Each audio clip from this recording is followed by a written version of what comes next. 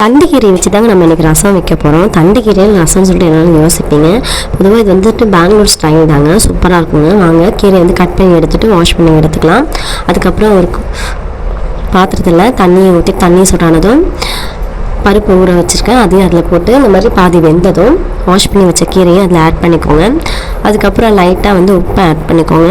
நல்லா வெந்துட்டப்புறம் இந்த மாதிரி வடிகட்டி எடுத்துக்கோங்க கீரை தண்ணி தனியாக. அதுக்கப்புறம் வந்துட்டு ஒரு கடாயில் லைட்டாக 1 டேபிள் ஸ்பூன் எண்ணெய் ஊற்றிட்டு மிளகு, சீரகம், பூண்டு, வரமிளகா, வெங்காயம் இதெல்லாம் போட்டு நல்லா வதக்கிக்கோங்க லோ ஃப்ளேமில். அதுக்கப்புறம் ஒரு தக்காளி ஆட் பண்ணிவிட்டு அதையும் ஆட் பண்ணிக்கோங்க. அதுக்கப்புறம் ஒரு கொட்டை புளி இது நல்லா வதங்கினதும் கொஞ்சோண்டு வந்து துருவின தேங்காயும் ஆட் பண்ணிவிட்டு வதக்கி எடுத்துக்கோங்க. சூடு ஆறுனதும் மிக்ஸி ஜாரில் போட்டு இந்த மாதிரி பேஸ்ட்டாக வந்துட்டு அரைச்சி எடுத்துக்கோங்க. அது கூட என்ன பண்ணுறீங்க அப்படின்னா பருப்பு கொஞ்சம் ஆட் பண்ணியிருக்கோங்க, இந்த வேக வச்ச பருப்பை. அதுக்கப்புறம் வந்துட்டு ஒரு குக்கரில் எண்ணெயை ஊற்றிட்டு கடுகு, சீரகம் போட்டுட்டு ரெண்டும் பொரிஞ்சதும் அரைச்சி வச்ச பேஸ்ட் அதில் ஆட் பண்ணிவிட்டு லைட்டாக தண்ணியும் கலந்து இது பண்ணிக்கோங்க. அதுக்கப்புறம் அதில் உப்பு, மஞ்சள்தூள் போட்டு கீரை வடிகட்டி வச்சோங்க கீரை தண்ணி அதில் ஊற்றிட்டு தேவையான அளவு தண்ணியை ஊற்றிக்கோங்க.